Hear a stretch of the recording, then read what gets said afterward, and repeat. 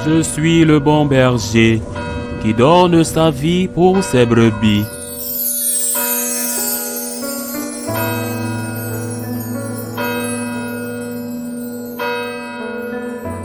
En ce temps-là, comme Jésus enseignait dans le temple, levant les yeux, il vit les gens riches qui mettaient leur offrande dans le trésor. Il vit aussi une veuve misérable y mettre 2 pièces de monnaie.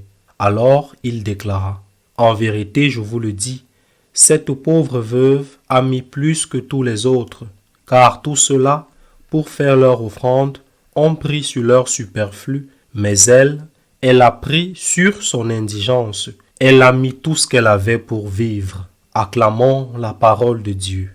Le royaume de Dieu est au milieu de vous. Cette phrase de Jésus fait référence à une autre parole rapportée par l'évangéliste Saint Matthieu, chapitre 18, verset 20. Là où 2 ou 3 sont réunis en mon nom, je suis là au milieu d'eux. 2 ou 3, dit l'évangile. Il suffit de 2 ou 3 réunis. Mais on peut être réunis tout en se disputant. Il s'agit d'être réunis, unis, car autrement, ce ne serait pas en son nom. Autrement dit, 2 ou plusieurs personnes unies par l'amour du Christ, avec l'amour du Christ, là le Seigneur est présent. Par exemple, si l'on pense au minimum 2, bien sûr, il peut y en avoir plus, comme dans une communauté religieuse. Le Seigneur est-il présent en elle? Est-il au milieu des disciples? Jouissent-ils de cette présence réelle qui donne sens à tout, qui fortifie et guérit les blessures de la vie? Cela dépendra de l'amour qu'ils ont entre eux, car il faut être unis en son nom. Et quand Dieu n'est pas là, le vide n'existe pas. Quand Dieu n'est pas là, c'est le démon qui est là. Et quand on n'est pas avec Dieu, qui est le ciel, on est avec le démon, qui est l'enfer.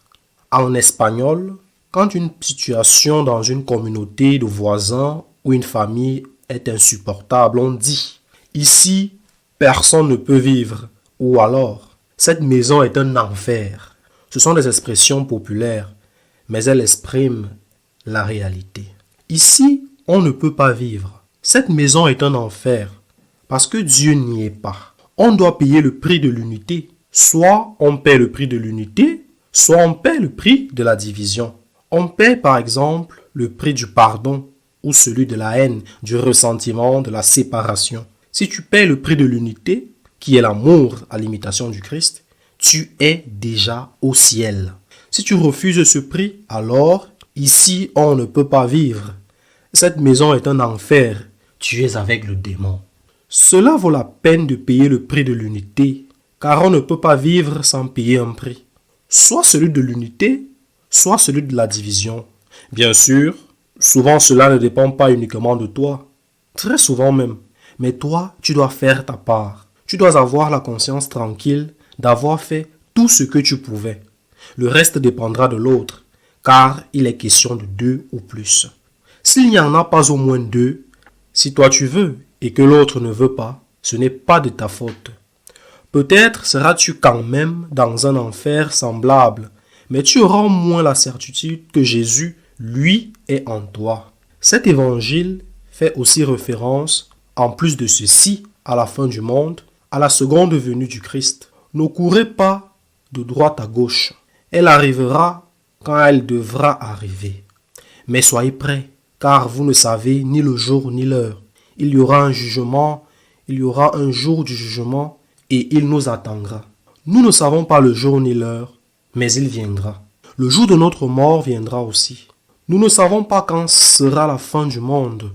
Souvent, il y a des avertissements catastrophiques. Un satellite arrive, une planète, ou quelque chose depuis l'espace. On ne sait pas si c'est extraterrestre. Je ne sais pas quand viendra la fin du monde, mais je sais que la fin de mon monde viendra quand le Seigneur me prendra avec sa présence.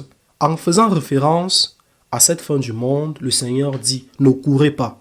Mais il y a une présence du Seigneur, en plus de sa présence au milieu des disciples, que nous savons certaine et accessible, l'Eucharistie. Le Seigneur y est présent, en corps et en âme, en humanité et en divinité. Il t'attend pour être ton réconfort. Du tabernacle sort continuellement cette parole. Viens à moi, toi qui es fatigué et chargé, et je te soulagerai. Il t'attend. Tu as besoin de lui. Tu ne peux pas porter seul ton fardeau. Il est ton pain, ton aliment, ton espérance. Pourquoi porter seul ce poids qui t'écrase? Laisse-le le partager avec toi.